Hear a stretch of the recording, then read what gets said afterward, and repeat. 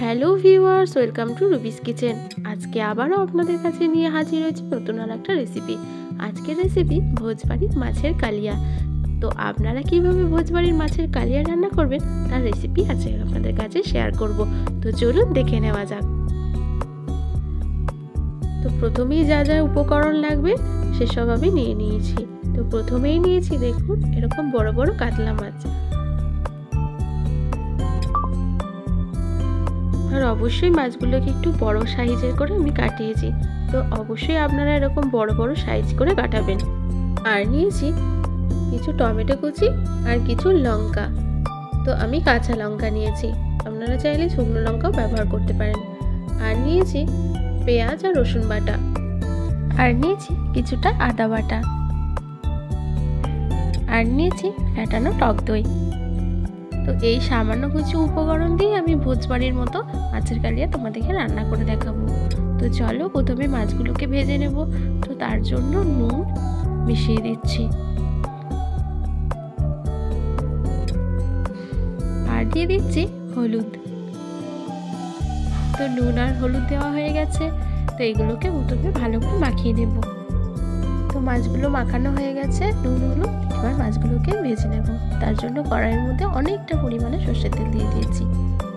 তো চলুন ভালো করে তেলটাকে অবশ্যই গরম করে নেব। এরপর এর মধ্যে মাছগুলোকে দিয়ে দিচ্ছি।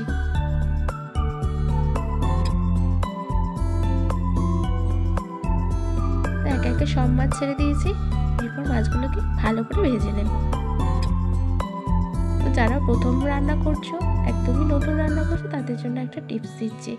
তোমরা প্রথমে কিন্তু মাছটাকে কড়াইয়ে ছেড়েই উল্টাবে না, কিছুক্ষণ পরে উল্টাবে।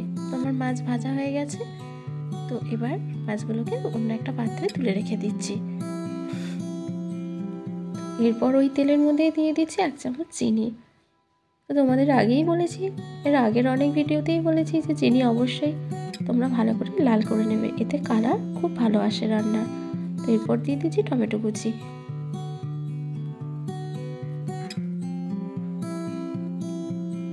টমেটো কুচি দিয়ে একটু নাড়াচাড়া করে নিচ্ছি। তো এরপর এর মধ্যে দিয়ে দিচ্ছি আদা বাটা, তারপর দিয়ে দিচ্ছি রসুন আর পেঁয়াজ বাটা,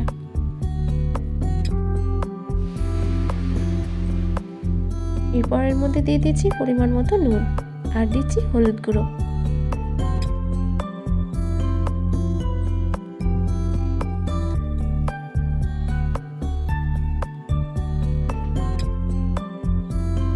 এরপর দিলাম ধনে গুঁড়ো, এরপর দিলাম জিরের গুঁড়ো,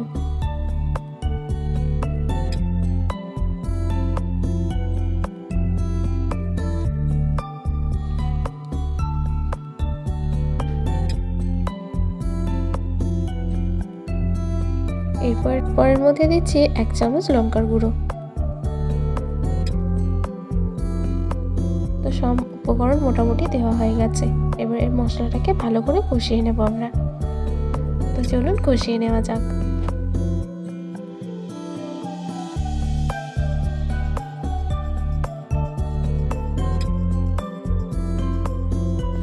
তো মশলা কষিয়ে নিচ্ছি।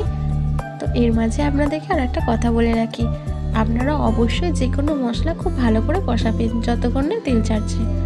তো দেখুন মোটামুটি তেল ছেড়ে এসছে। এর মধ্যে দিয়ে দিচ্ছি আমি ফ্যাটানো টক দই।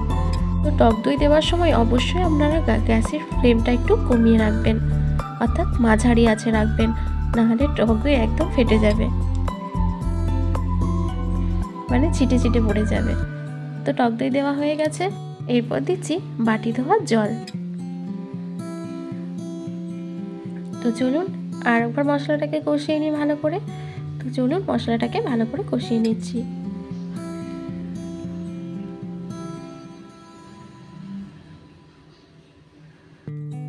মশলা একদম কষানো হয়ে গেছে। এরপর এর মধ্যে দিয়ে দিচ্ছি অনেকটা পরিমাণে জল। তো দেখুন মশলা জল দিয়ে দিয়েছি, ফুটতে শুরু করেছে। এর মধ্যে এরপর মাছগুলো ছেড়ে দেব। তো মাছগুলো এক এক করে আমি এর মধ্যে ছেড়ে দিচ্ছি, আর দিয়ে দিচ্ছি কিছুটা লঙ্কা। এরপর এটাকে ঢাকা দিয়ে দেব। কিছুক্ষণ ঢাকা রাখার পর ঢাকা খুলে দিয়েছি। দেখতেই পাচ্ছেন মাছগুলো পুরো গ্রেভির মধ্যে ফুটতে শুরু করেছে। একটু নেড়ে চেড়ে নিচ্ছি।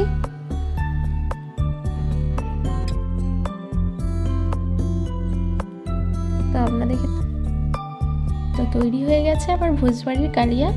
তো অবশ্যই আপনাদেরকে একটা কথা বলে রাখি, এর মধ্যে আমি নামানোর আগে একটু ঘি আর গরম মশলা অ্যাড করেছি। আপনারা চাইলে অবশ্যই এটা অ্যাড করতে পারেন। তো কমপ্লিট হয়ে গেছে ভোজবাড়ির মতো মাছের কালিয়া। তো আপনারা এই রান্নাটা বাড়িতে করে দেখবেন, কেমন লাগলো তো অবশ্যই কমেন্টে জানাবেন। আর আমার চ্যানেলটা একদমই নতুন, তো প্লিজ আপনারা অনেক সাপোর্ট করুন, অনেক পাশে থাকুন, লাইক করুন, শেয়ার করুন, কমেন্ট করুন, আর অবশ্যই বেল আইকন আপনারা টিপে রাখবেন। তাহলে আমি আবার কোনো নতুন রেসিপি নিয়ে আপনাদের কাছে হাজির হব। আজকের মতো এই পর্যন্ত। ধন্যবাদ, ভালো থাকবেন।